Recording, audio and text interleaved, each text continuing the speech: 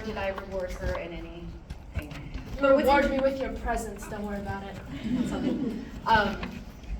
As they were talking, I was looking at my notes, and I'm like, did the kids see my notes ahead of time, or did I, but we didn't coordinate anything. I actually finished my notes at the office today, and Sophia wasn't around, so, but it's a lot of the things I'm gonna talk about actually is some of the things they brought up, so apparently I pay attention.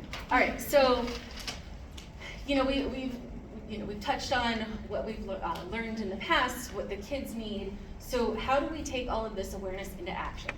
What do we do? And we can look at it in two different ways. How can we do things individually? And how do we do things as a community? So to start off with individually, these small little impacts. Everybody's heard, tiny little acts build up and make a difference. So again, these small little checking in the morning, those add up. So the first thing I was gonna say is listen. Not every conversation needs us to fix something. I swear we did not coordinate. I did not. So sometimes the kids, I feel like they just need us to acknowledge that we hear them. And my therapist, the first time she did that to me, it was just within a few weeks of losing Talia, and I'm sobbing my eyes out, telling her everything. And she just looked at me and said, I hear you. I hear you. And I was like it threw me off, because I thought she would be like, everything's gonna be okay, and try to fix it, because I am one of those fixers. That is my personality, is to fix things. I'm trying to fix that, it's not fixing. But just acknowledging that we hear them, and letting them know, and making eye contact, all of those things. And then noticing the changes in their baby behavior, personality, things like that. There's kind of a fine line between bugging your kid and checking in. And so you kind of gotta balance that of, you'll know your child of that, I probably bug you more than now, just because I'm a paranoid mom. But find that right there where you're just checking in, and you're not annoying them with are you okay? Are you okay? Are you, because I do that sometimes.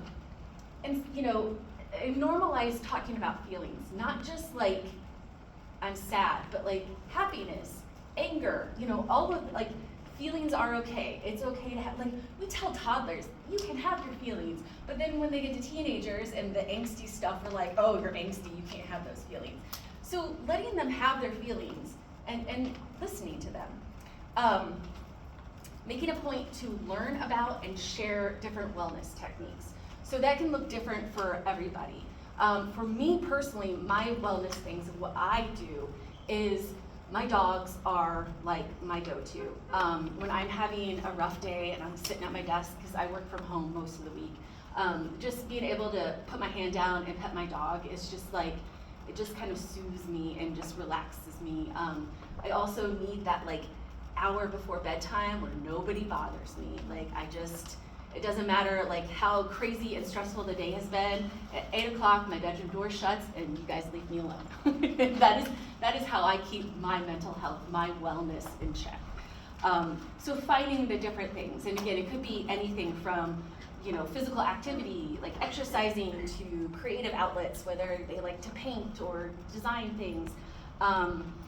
Playing with their snakes, that's a good one. Just side note, I have a ball python in my house now. And then set an example, right? How can we expect our kids to, be kind to others and take care of themselves if we're not doing it ourselves, right? They look at us, and I had to get off of a lot of the Facebook groups, because I'm just oh my God, this is insane. If our kids are reading what these parents are just attacking each other for, I think I called you that one day, and it was after there was a loss, and I'm just what in God's name is going on in this community for people to be just attacking each other over a loss on Facebook? And that's what kind of sparked me, we have to set the example. We have to, not only in speaking, but as all of the social media and emails or text messages, we have to set that example and be what we want our kids to be. and treat our kids the way, the golden rule. I mean, that's, it's kind of the easiest thing to think of, right? Treat others how you want to be treated, but we don't always do that. All right, so yeah, our tone online and in person. And when we are in charge of ourselves, right? So we can choose to act differently when somebody like the keyboard warrior trolls are attacking. We have that choice to not like attack them back, right? We can use kind words and set that example. We can choose empathy, we can choose kindness, and hopefully that will reflect in our children as well. Oh, okay, this is an interesting one I wanted to bring up. So when our kids are little, right, especially like the toddlers and the younger elementary, we're all like, oh, that's a great rock you picked up. How interesting is that? And, oh, the Wiggles. Yeah, I'll watch the Wiggles with you, or Caillou. We give them all of this attention for all these small little things, right? And then when they get to this teenage year and they're trying to tell us about, what is it, academia. Oh, nope. My Hero Academia. No. What, no? Oh, okay. So, we have to the same interest that they have on Caillou, we give to them when they get older in whatever anime, even if we don't understand it and we don't get the names right. I try, right? So, I love you, Fifi. And so I think, the kids, they grow up learning like small things, get them attention and praise and all of this, then all of a sudden it stops. And I think we need to learn how to keep that going, because I think, the small things are still worthwhile. Like, I like it when they, notice that I swept the floor and I get, hey, good job, you cleaned the floor today. Yes, yeah. I really like being told, good job for small things, right? And you guys do that so often that I start doing it to you guys as well. Like we were just talking about that. Like I will sweep something, even though you told me to do it, you're still like, good job, Sophia, thank you for sweeping. And then I'll see you clearing off the table or something. I'm like, good job, Mama, thank you for doing that. And then it even reflects back that, I'll be by myself and then I'm like, ooh, let me pick up the living room. And then I picked up the living room and I'm like, good job, Sophia, you just did that. And so it's like I've got a little parent in my brain going, good job for all that stuff. And that is that's my favorite way to stay positive. Yeah, it's just a simple thing just Makes everyone happy. Yeah, why not, right? That's a perfect, I'm sorry to interrupt, Yeah. but that's a perfect example of what we're talking about when we say a culture shift, right? So in your little mini culture, you guys started doing this and it's contagious. It spreads and the positivity spreads. So if we can all start kind of doing that shift, using the, maybe more inclusive, more positive, more open language, being open, listening.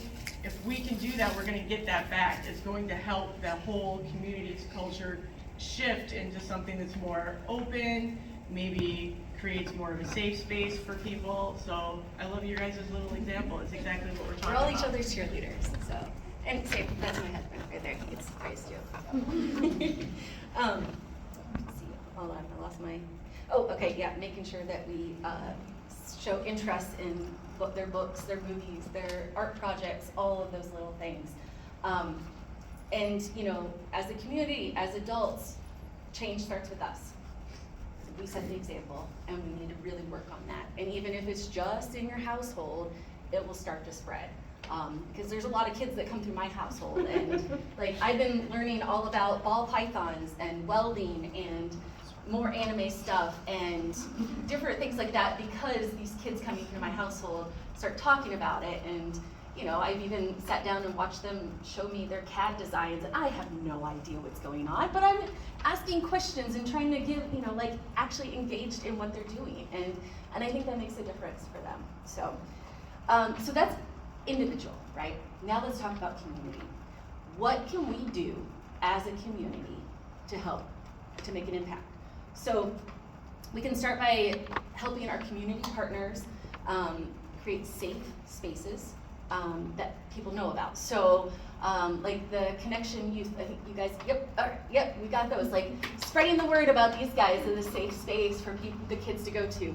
The Hive after school that's got different activities and food and fun things. Making sure that people know about those things. So, like I'm trying to like repost things all the time on Facebook because I know, well, I gotta get better at Instagram because the kids aren't going on Facebook. they don't use Facebook, and I don't know how to always do the Instagram stuff. And I'm learning Snapchat. I'm learning about Snapchat. I still haven't quite figured out the whole stories. You don't have to send it to somebody. It posts. Yeah, the girls get slapped on that one. And then. I'm a boomer, I don't know, anyways. And then helping our community partners, making sure, their messages are aligned. And I feel like, again, these are things that I didn't know, how all, like the school did it, and the community mental health, like I didn't know about all the different ways. But now, sharing things and getting together, I can see that the messages are aligned. And so just making sure other people know that as well. And then, of course, encouraging our elected officials to help us invest in some of this stuff because, frankly, it takes money. When we're talking anything other than our individual things, there needs to be money to do stuff. And that's whether it's money to pay your insurance or money to hire professionals, like it takes money, and that's always a roadblock. So trying to get that figured out, is. I assume our elected officials can do it. That's my one thought. So, obviously, like, if you guys have other ideas, I'd love to hear, individual and community-wise of what we can do. Please feel free to speak up, or even afterwards, after we're done talking, if you want to come up and we'll make notes. And yes, dear. Talk to your county commissioners about a mental health village. County commissioners. Yes, in Washington County, we have a mental health village that passed, and we do a lot with our village funds. And that would be a good way to raise dedicated funding to help with it. Yeah, and that's at least, so I've been in the community since 2009, and anytime a new village proposal comes up, it's like crazy war. If I'm not mistaken, Brighton's got denied, Brighton School just lost their millage, and that's just, that's sad, like, to be able to pay for things. So, trying to get, it just, politics, yeah. Yeah. All right, so, kind of wrapping things up a little bit here. I think the key takeaway tonight is culture shift happens through small and consistent actions together, right? So when you leave here today, think about the words you use. Think about the words you type. Think about how you act to not just your own household, but to the other households, to even like the gas station attendant or the McDonald's employee. All of that is important, and it will, the ripple effect will happen. So we're not done. This is not the end of the conversation. We're gonna keep having these conversations, and they might look different. Last time we had a panel of professionals, this time we had a panel of kids. We're looking at probably late September having another meeting, and not totally sure what that's gonna look like. But we're gonna keep bringing people together, and we're gonna keep this conversation going because it needs to. Like, frankly, we have to. This isn't, just because we haven't lost anybody in a couple months doesn't mean that we need to end the conversation, because it's not fixed. It's just we're lucky right now. So stay with us. We have a website. We've got Facebooks. Oh my God. Facebook, and also Instagram. I'm still trying to do. And if you want to, if you're like a community partner that wants to work with us, Heather is our community engagement director, and she is filtering all of those connections for us. And her email is really easy. It's heather@lovedahliaciders.com. Very simple. But she's helping filter that. We had such an influx of calls, emails, text messages, everything after the last that last meeting, that we really needed to kind of reorganize and get it more, because I couldn't do it all. So Heather, Angel's working on boundaries. yes, boundaries is, I don't know what those are.